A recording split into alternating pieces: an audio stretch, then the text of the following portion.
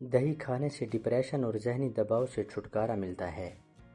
دہی میں موجود اجزاء دماغ کے ان حصوں پر اثر انداز ہوتے ہیں جو تکلیف اور پریشانی محسوس کرتے ہیں۔ دہی کھانے سے قوت فیصلہ مضبوط ہوتی ہے۔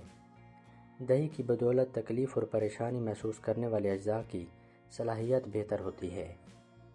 آپ کسی سے بھی ملنا یا بات کرنا نہیں چاہتے، آپ کو غصہ جلدی آتا ہے، اکیلے میں روتے ہیں، بے چینی محسوس کرتے ہیں، دل کو کوئی خوف رہتا ہے، آپ ہر چیز ضرورت سے زیادہ سوچتے ہیں۔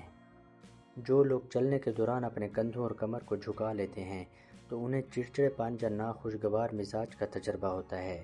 اس طرح چلنے کے عادی افراد ذہنی طور پر مثبت تجربات کی بجائے منفی چیزوں کو زیادہ یاد رکھتے ہیں، جو بتدریج ان کی ذہنی صحت کو نقصان پہنچانے کا باعث بنتا ہے اور الزائمر جیسے امراض کا خطرہ بھی بڑھ جاتا ہے۔ زیادہ سوچنے سے خوشیوں کا قتل ہوتا ہے، خوف کی وجہ سے حوصلے کا قتل ہوتا ہے، جھوٹ کی وجہ سے اعتماد کا قتل ہوتا ہے، شک کرنے سے رشتوں کا قتل ہوتا ہے۔ کون کیا کرتا ہے، کیا کہتا ہے، کیا کھاتا ہے، کیا پیتا ہے، ان سب سے خود کو دور رکھو، اپنا جائزہ لو، خود سے ملاقات کرو، خود کو اچھائی پر میل کرو، اپنے اندر کی خالی جگہوں کو پر کرنا سیکھو، خود کو بھی کبھی محسوس کر لیا کرو، کچھ رونقیں صرف خود سے بھی ہوتی ہیں۔